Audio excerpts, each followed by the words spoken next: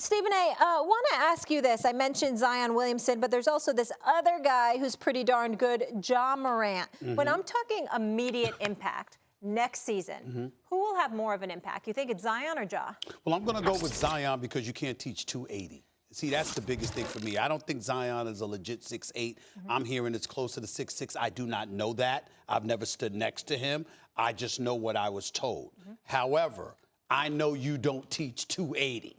Yeah. I know that, you know, and so when, especially as you would say, Max chiseled 280. This is a big boy, and remember, he's a boy, a young man growing into manhood, which means he's only going to get stronger. And so when we look at it from that perspective and see the ability that he has to walk around at that size, it's incredibly profound. You got to take that into consideration. And so I'm thinking he's going to get the ball. I'm thinking there's a whole bunch of people that's going to move out his way because they don't want to take offensive fouls from somebody 280, okay? Especially coming downhill like that on most nights. Ja Morant is special.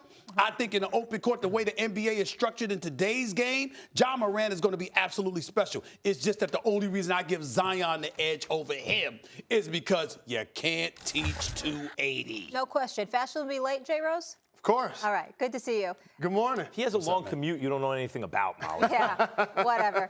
Maybe he should get a place in New York City, an apartment or something. Maybe he should. Sorry, brother, I started I don't need to be a part of this conversation. Maybe he should think about that. My condolences, my brother. I know. My condolences. You see how the veteran, he like, no, and this guy like, I'll be right in New York City.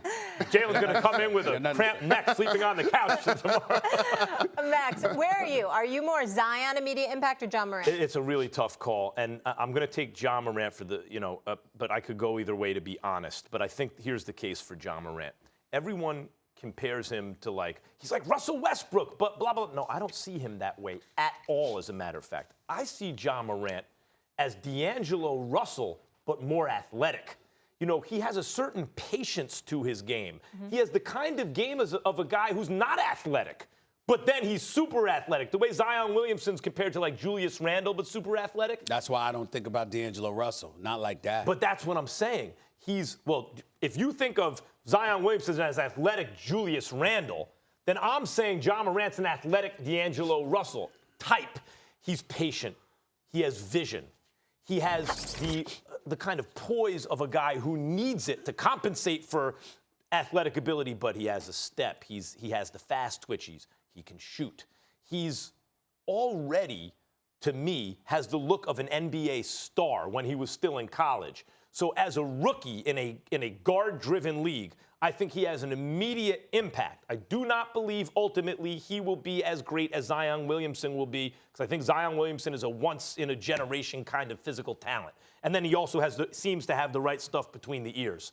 But I think maybe as a rookie, it's possible Ja Morant has the better season. I think it's Zion Williamson just based on the quality of shots that he's going to get. He's going to get a lot more layups, a lot more dunks, will be a lot more efficient, and is going to play on a better basketball team.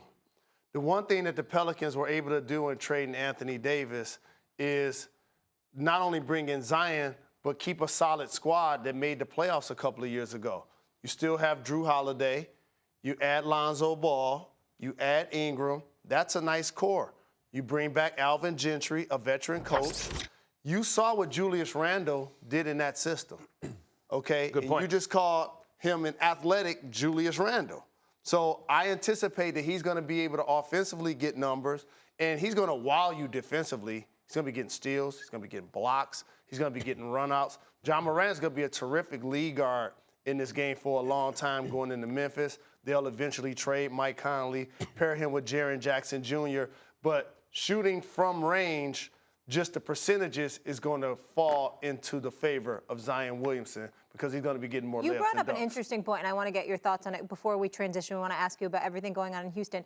But you said the situation that Zion's going to be in. Do you guys feel like this is the best situation that a #1 draft pick's gone into? Because usually you're joining a garbage team, let's be honest, and he's not. I think it is because you could look at someone like Duncan Robinson. Robinson gets hurt, they get the top pick, the Duncan-Robinson pairing. But this, in a way, is even better for a young player in the sense that they had AD in his prime on the team. They moved him.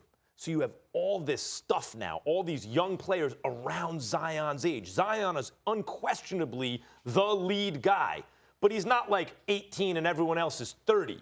They're all in their late teens, early 20s. So it's perfect in terms of one thing development. in my mind works for him. The other thing works against him, and I don't think it really going to work against him. The thing that I think works against him, Jalen, is Julius Randle, because I consider them somewhat similar. So I think one of them will have to go unless Julius Randle is willing to come off the bench, Oh, Randle's play that gone. reserve. Yeah, Exactly. he's gone. Exactly. You're going to have to do that. That's number one. The thing I think works best for Zion is not that Anthony Davis is gone. It's how he left.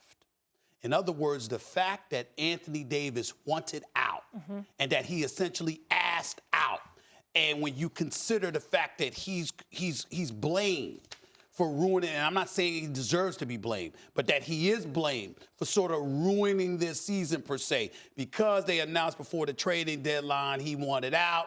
Because they ultimately led to them playing him, taking him out in the third quarter when he had 25 points in the first 3 quarters, not playing in some fourth quarters. Other games he missed. It was an absolute mockery.